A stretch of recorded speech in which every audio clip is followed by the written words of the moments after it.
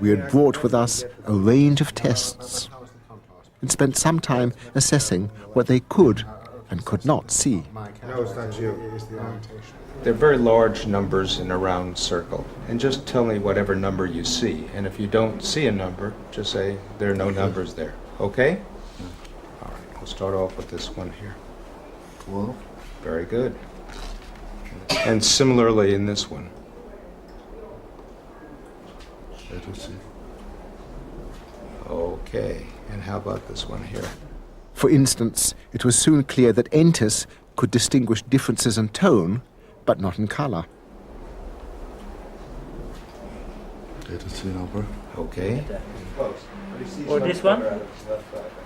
The thing to do is to point to where the internal one is exactly the same as the surround. Well, yes. This one. Fine. Here is wool of different colors. I want you to make a pile and put the dark on one side and the light on another side. Kain na wain pa ram. Okay, maki pa sampai mata ma. Neki pa sam. Nakatapai mo na mayo mamamte mayo rem. Kasesa. This is that the color is red. You think this is red? Kada mapapawoy sa amin man. Yeah. Yeah. Well, it's a dark color, yes? Dark. Kakila pa yung sol na. Okay. Is there any difference between these? Yaman ako kapasangkan na mariyaw man. The same. Okay. The black one was called red because he is used to red looking like this.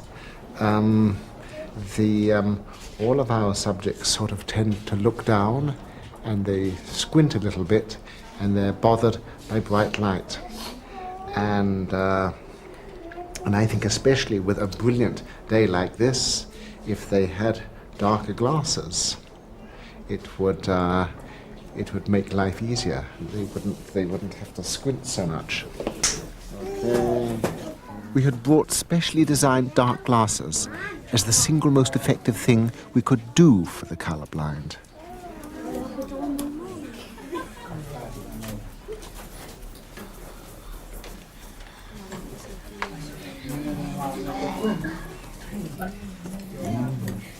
I think glasses like this could be a great help and certainly an option whenever it's brilliantly light like this. If it can become sort of acceptable and attractive, the thing to do, it'll become a trademark of Pingelap.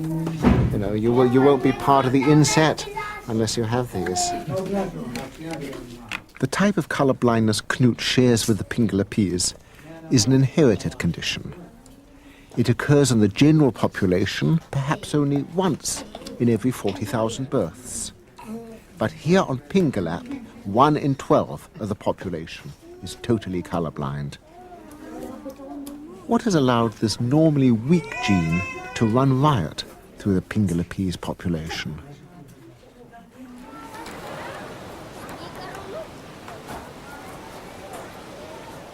Certainly one cause has been the isolation of the community, cut off from frequent contact with other people.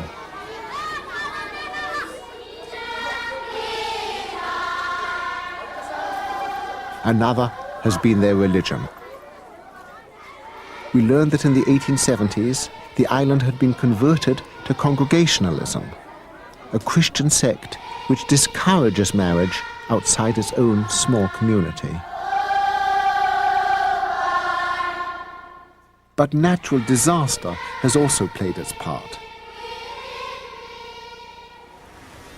These Pacific islands are occasionally devastated by violent typhoons. This happened in Pingelap in 1775, and the population was reduced to about 20, one of whom probably carried the achromatopsia gene. The population then started to regenerate, but with intermarriage and inbreeding, the colorblind gene spread. 2 generations after the typhoon, there was a first appearance of achromatopsia, and it went from there. Today, achromatopia is so common in Pingelap that it is not regarded as special. We saw this when we went to meet Intis Edward, whom we had tested at the dispensary.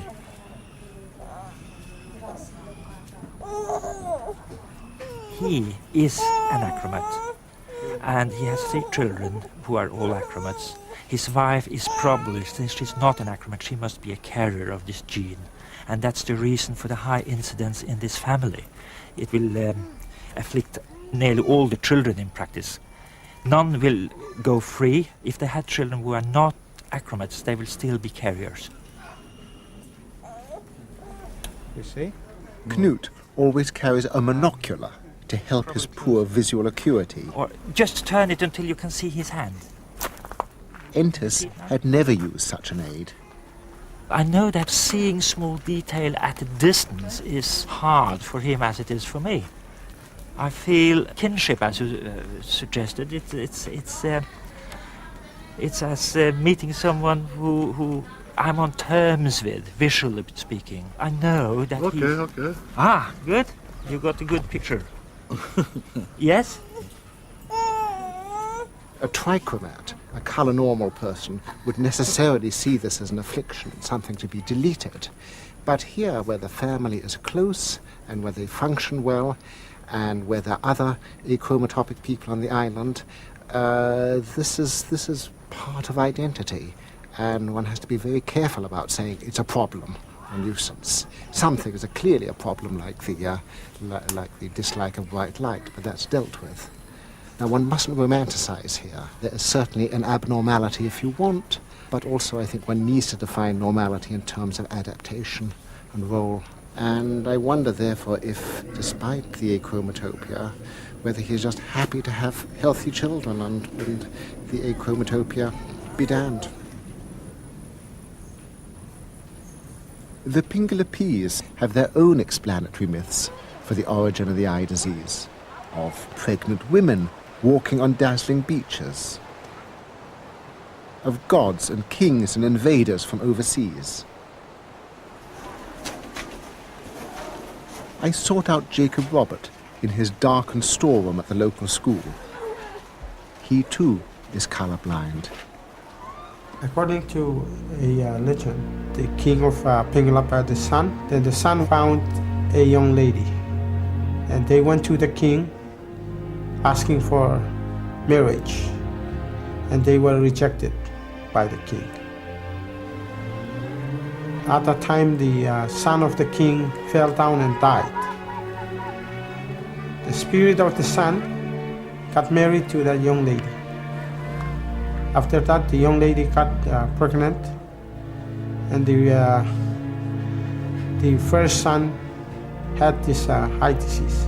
That's the legend. Jacob's own theory is rather different. He believes that the color blindness was brought from outside. Maybe because of the coming of the white man, there might be someone married to a Pingelapese lady and started this disease. Of course, there's a considerable coincidence between the first appearance of white men in any numbers on Pingelap in 1810, 1820, and the appearance of the Pingelap eye disease 2 generations after the typhoon. So it's an awkward sort of coincidence, and one obviously which superstition could easily latch onto. And beside, the white man has a rather bad record. He brought syphilis, he brought measles, he brought tuberculosis, he brought smallpox. Why shouldn't he bring achromatopia?